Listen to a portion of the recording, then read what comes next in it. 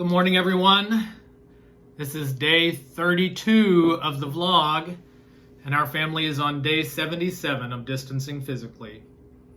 We are so very grateful for all of you who have watched What Day Is Today throughout this more than a month of little videos. It has been a very special project for us, and we're glad to have been a part of the daily routines of a few people throughout this time. Today's daily prayer for peace country is Malawi. When we started sharing these countries with you every day, it just seemed like in this time of pandemic, it was important to resist becoming focused on ourselves. Thinking of a different country every day has drawn me to the list of COVID-19 case data.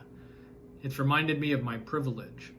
It's also reminded me that for maybe the first time in my lifetime, we are all experiencing a natural disaster together. It's been helpful as we've been sheltering in place to be reminded that there's a whole world out there that we are connected to in community. Today, you're invited to pray for peace, and I've been sharing the link to the daily prayer for peace each day in the description for the vlog. You can always find that by clicking on the calendar button on the seaofchrist.org homepage. Today, I also invite you to remember Malawi with us and to remember that there's a world out there. I can't hardly believe now that we started these daily videos 32 days ago without Tiona's daily book recommendations. We are so grateful to our friend Sandra Eaton, who posted that comment on the first day, suggesting that we include a book suggestion from Tiona in the vlog. It's really ended up being so much fun. And today, I have a special treat for you. Tiona, are you ready? Yes! Okay, come have a seat. Today, Tiona has another book recommendation for you. Hi everyone, I'm Tiona. I've had fun sharing my book recommendations with you every day for the last month. Today I have one more book recommendation ready for you. The book today is called Don't Call Me Crazy. The book is edited by Kelly Jensen and was published in 2018 by Amagon Quinn. This book is an anthology about mental health, and there are lots and lots of contributors to the book who are all super famous people like well-known authors, actors, and athletes. One of the contributors is Emery Lord, who is the author of one of my favorite books. Another is Kristen Bell, who played Anna in Frozen, which is one of my favorite movies. One person whose name at first I didn't recognize, I quickly learned had won 2 medals at the Olympics. The very first sentence of the book is, "I have Doctor Who shoes." Since Doctor Who is like my second favorite show, that immediately got my attention and I knew I had to read more. This book is about mental health. It talks about lots of things like depression, anxiety, bipolar, OCD, and a bunch of other stuff I'd never even heard of before. At the end of the book, there's a list of other resources to read too. I had this book on my list of books to read for quite a while. I was really excited to finally start reading it. It was a bit more serious than I thought it would be, but I guess that was to be expected considering the topic. I started reading it before dinner on a Saturday and couldn't put the book down. I kept reading it while cooking dinner and finished reading it the following morning. I hope you'll read it. It's a really good book. Thank you, Tiona. You're welcome. Well, every day after Tiona's book recommendation, it's been time for a report on my daily check-in with someone from the areas I get to serve in my work with Community of Christ. Those check-in moments have brought us to so many different places. We started out in Cap-Haïtien, Haiti, with the amazing Yolene André-Breus. We've been to the Dominican Republic, to Jamaica, to Grand Cayman, to Mexico, to South Texas, and a few other parts of the USA, and from Ontario, Canada, all the way out to Vancouver on the West Coast. I want to introduce you to the technical genius behind the great graphics we've had on the vlog every day. Our daughter, Eliza, has been living in Canada for the past almost 4 years, but just before the closing of the Canada-US border for the pandemic, Eliza decided to come home to spend this time with us. Come on camera, Eliza. We've been so glad to be together. Before our first vlog, Eliza was already thinking about what could be done to make it more visually interesting. And I know several have commented, Eliza, that you've taught them a lot about geography. So what's it been like for you to work on these videos every day?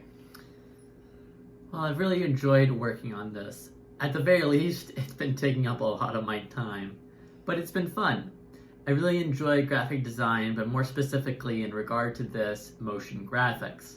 So it's been nice to continue to engage with such interest through this project and to continue to learn as I've broadened the techniques I use and the programs I use as well, including beginning to use Google Earth Studio, which has been really fun and generally quite helpful, even though it definitely took some time to learn it and to grow familiar with it.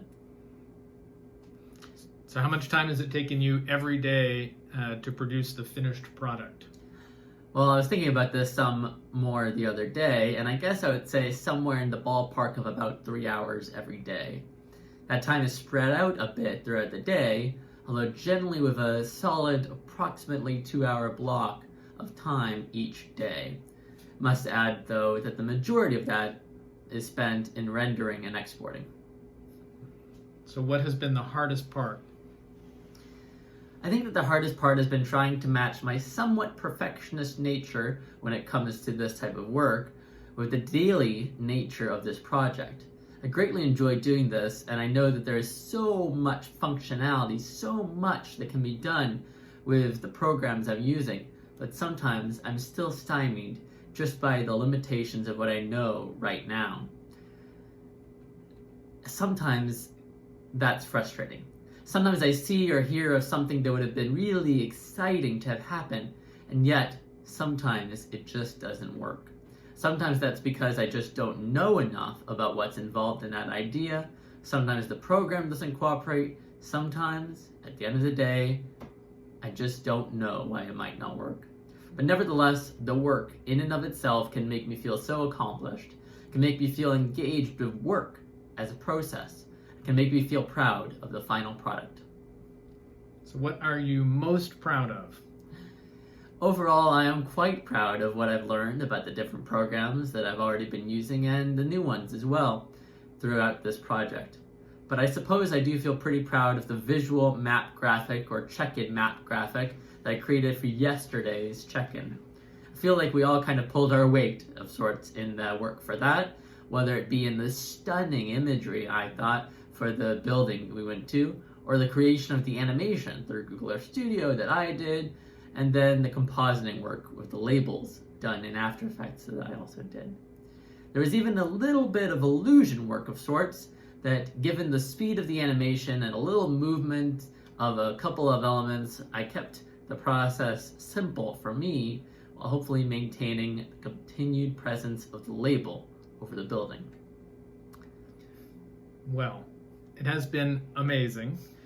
And when I first started, I thought it might just be me and a camera, but you have made this a lot more interesting to look at. So, thank you. And everyone needs to go back and re-watch these videos, being careful to appreciate the video graphics. Thanks to Eliza for all the amazing work on What Day Is Today. Okay, friends, I want to introduce you now to our team of experts behind the careful research to get us ready for the big daily announcement every day. Hey, team. So if you go back and watch day 10 of the vlog, you can hear me talk about Laura. She's supported us all through this project, and yes, she was the inspiration for the whole thing, really, because she's my rock, who always knows what's going on, and she's the one who I always turn to and ask, what day is today anyway? And I've been turning to her and leaning on her as my partner in marriage for 29 years now. In fact, it's our 29th anniversary today. Happy anniversary, sweetheart. Happy anniversary. So ever since we started the blog, I've kind of been looking for the right moment to share the special significance that the daily announcements song has to us. Now in this moment, as I've mentioned a couple of times, is a hymn text written by the much-loved Community of Christ couple, Barbara and Dick Howard. It was hymn number 58 in the old Hymns of the Saints, and I have known it by heart since I was a little kid. But when Laura and I were married, we walked down the aisle together to that song as the congregation sang that hymn. So it has always been pretty special to us. Like I say, we've been kind of looking for the right moment to tell that story, and I guess it seemed like today, on our 29th anniversary, was as good a time as any. Okay, so it's about time for our big daily announcement. Are you going to do this with me today? I sure am. Okay. Da da da da da da da da da da da da da da da da da. Now in this moment, now in this day. But the question is, what day is today? Wait for it. Today is Monday. Yay, Monday! No school today! Yay, Monday. Okay, well, I'm not going to keep you much longer than that. I say that every day, but it's a little more final today. When we started this What Day Is Today vlog project, it felt like I needed to do something to highlight the interconnected stories of people around the world. I was hearing reports of people hoarding and of countries trying to keep medical supplies all to themselves. The temptation to focus in on ourselves or to feel very isolated seemed significant. So we focused every day on the country of the day and on someone's story from somewhere in the world. We knew early on, though, that we wouldn't be able to do this forever.